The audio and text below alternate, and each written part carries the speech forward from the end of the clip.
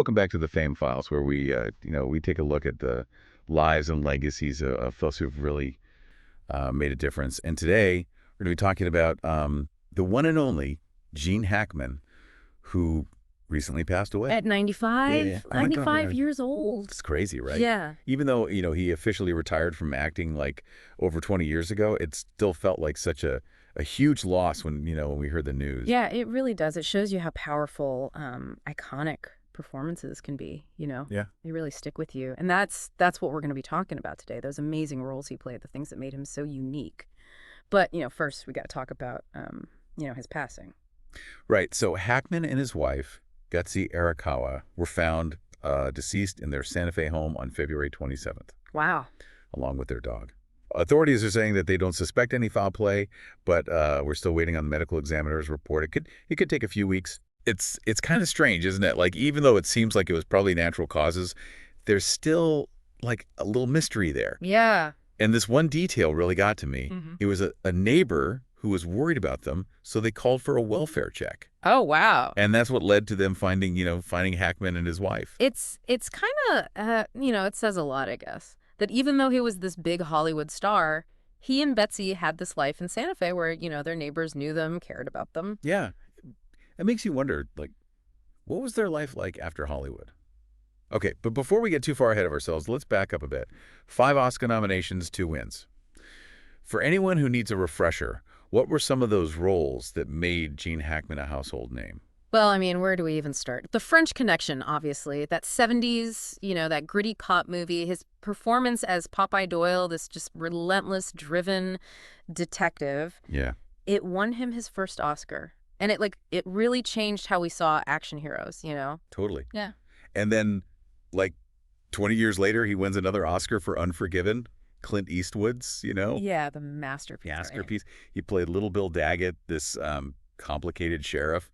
Kind of scary, honestly. Oh, yeah. Talk about range. And it's not just the awards, right? Think about his roles in Bonnie and Clyde, Hoosiers, Mississippi Burning, The Firm. The list goes on. So many. All these different movies, all successful, all critically acclaimed. Wow. What's so interesting about him is that he wasn't afraid to play characters who were, flawed, even unlikable sometimes. Right. He wasn't just trying to be the charming leading man. No. He went for characters that were, raw, uncomfortably honest almost. Yes. And he could just disappear into those roles. You never felt like you were watching Gene Hackman acting. You believed he was that character. Yeah, totally. But here's the thing I've always found so interesting. He was at the peak of his career. Everyone wanted to work with him. And then he just walks away. Why? Well, he talked about it in an interview once. He had a stress test in New York. And the doctor basically told him, if you want to live a long life, you got to, avoid stressing your heart out. Wow. So even though he never officially said, I'm retiring, it sounds like his health was a big part of it. Definitely. And I think he was ready for a change, too. He and Betsy had already moved to Santa Fe, and it seems like they were looking for a more peaceful life. Yeah, and that's where his second act starts the writing. He teams up with this underwater researcher, Daniel Lenihan, and they start writing these adventure novels. What a swerve. It is. It's so cool to see his creativity, finding a new outlet, It makes you wonder, was there always a part of him that wanted to be a writer, even when he was acting? Or was it more about, finding a new way to tell stories, to express himself without all the Hollywood pressure? That's a really good question. They were historical adventures, often set on, the high seas. Oh, interesting. So pretty different from, the grittiness of the French Connection.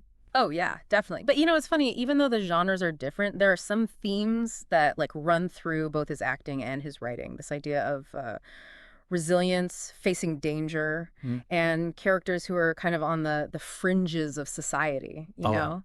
Well, that's cool. So it wasn't just a random change. There was a connection there. Do we know, how his writing was received, critically? I mean, it wasn't winning awards or anything, Right. but it definitely found an audience. Yeah. And, for Hackman, I don't think it was about reaching the same level of success as he had in Hollywood.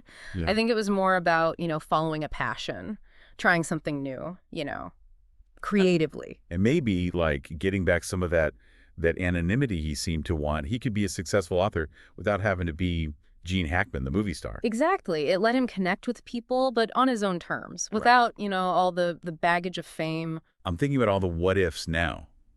Like, Yeah. what if he hadn't retired? What kind of roles would he be doing now in his 80s and 90s? Would he be like this revered figure in cinema, like a Clint Eastwood? It's fun to think about, isn't it? But Yeah. maybe that's part of what makes him so interesting. He decided to walk away when he was like at the top. He didn't let Hollywood control his story. Yeah, it really makes you question what a successful career in entertainment actually means, you know? Totally. And it makes those later years, the quiet ones in Santa Fe, even more intriguing. Yeah. What was his daily life like? What did he do besides writing? Yeah, what did he do? We have that picture of him and Betsy at the seafood restaurant last March. But what else do we know about his life in Santa Fe? Oh, well, from what we can tell, it seems like he really enjoyed the simple things. He was a big cyclist, liked being outdoors, and people saw him at local art galleries and bookstores. So it sounds like he found a real community there. Yeah. A far cry from, the red carpets and the paparazzi. Oh, definitely. And it's almost poetic, isn't it? This man who was captivating audiences by playing these larger-than-life characters, he ends up finding peace and happiness in a life that was totally the opposite. It really does make you think about what's important, Yeah.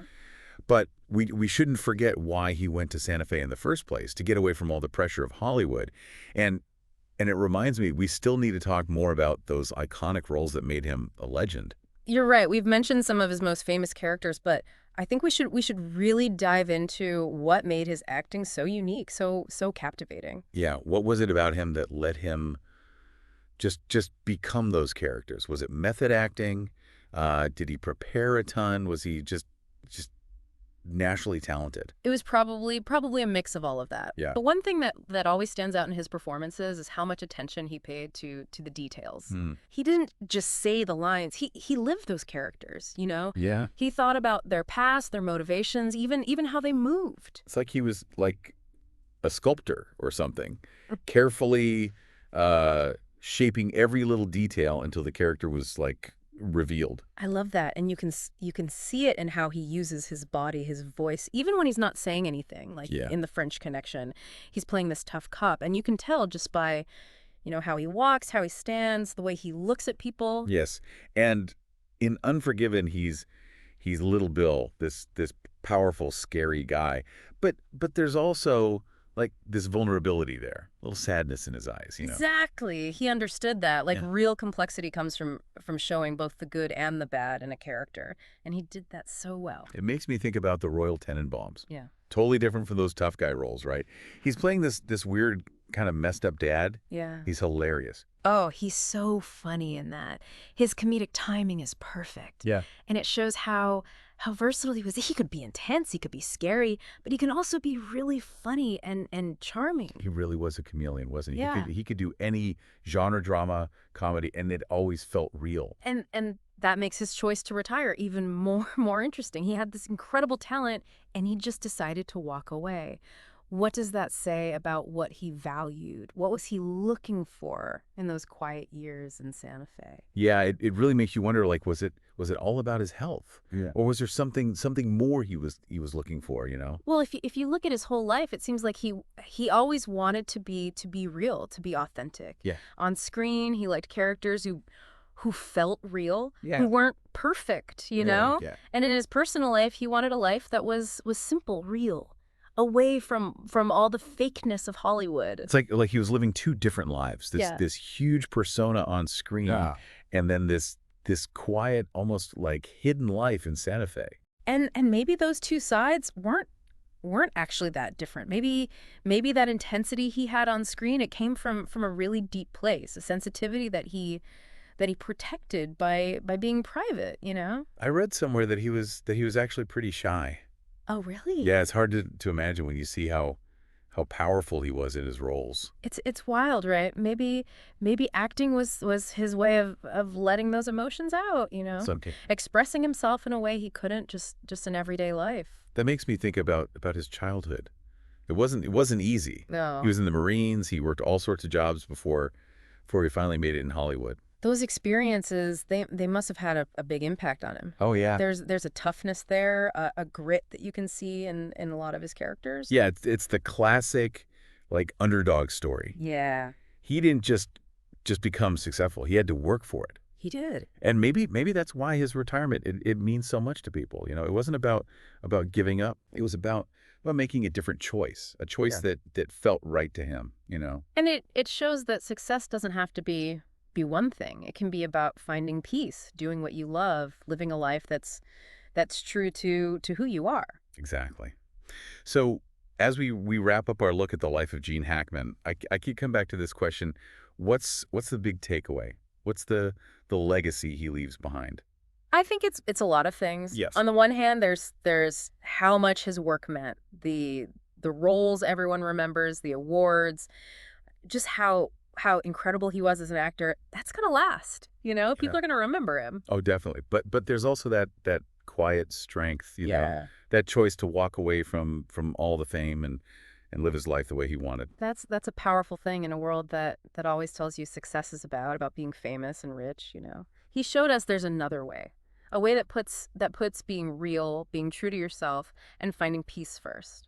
And that feels like a really good way to end his story. It wasn't about getting more awards. It was about finding happiness, finding contentment. Yeah. He might be gone, but the lessons he taught us, both through his work and how he lived his life, they're really important. I agree. Gene Hackman was one of a kind. Yep. An artist who really, really changed movies and more than I that. couldn't have said it better myself. Yeah. And to everyone listening, we want to know what you think. What's your favorite Gene Hackman performance? What stands out to you about his life, about his career? This has been the Fame Files. We'll be back next time with another look at the folks who've shaped our world.